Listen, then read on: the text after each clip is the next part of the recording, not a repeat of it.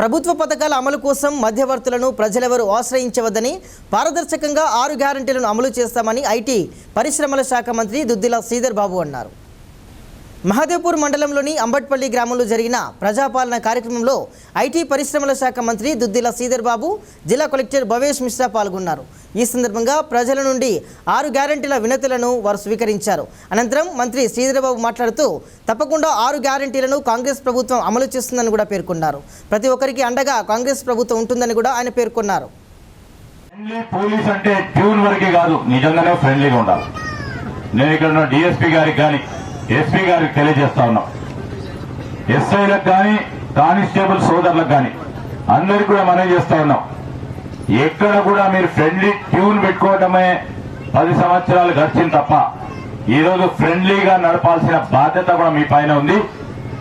మనం కూడా నేను ప్రజలందరినీ కోరుతా ఉన్నాను, చట్ట పరిధిలోనే మనం ముందుకు తీసుకెళ్లే ప్రయత్నం చేయాలి.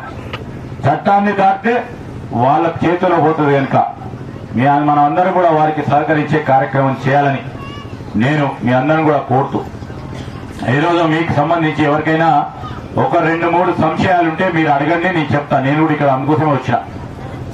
ఈరోజు మీకు ఎక్కడ ఇబ్బంది రాకుండా దరఖాస్తులు మీరు ఇక్కడనే కూర్చోండి, ఒక్కొక్కరు పోయి దరఖాస్తులు ఇవ్వండి.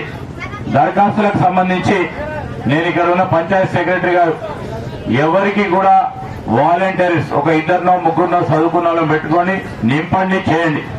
నేను మీ సోదరులందరినీ కోరుతా ఉన్నా, ఈరోజు జవాబుదారీతనం తీసుకోవడానికే కాంగ్రెస్ ప్రభుత్వం ఏర్పాటైంది. ₹1 ఎవరు ఖర్చు చేయొద్దు.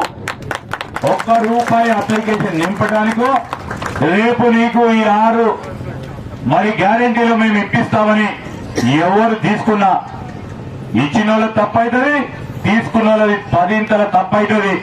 ఎవరని సంకోచం చేయకుండా వారిపైన కేసులు పెట్టే కార్యక్రమం జిల్లా కలెక్టర్ గారు చేస్తారు.